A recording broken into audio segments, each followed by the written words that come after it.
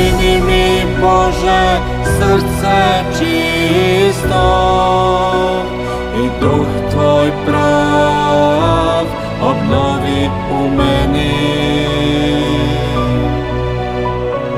Nemoj me odbaciti od lica Tvoga i duha Tvoga svetoga ne uzmi od mene. Vrati mi radost spasenja Tvoga i vladalački duh učvrsti u meni.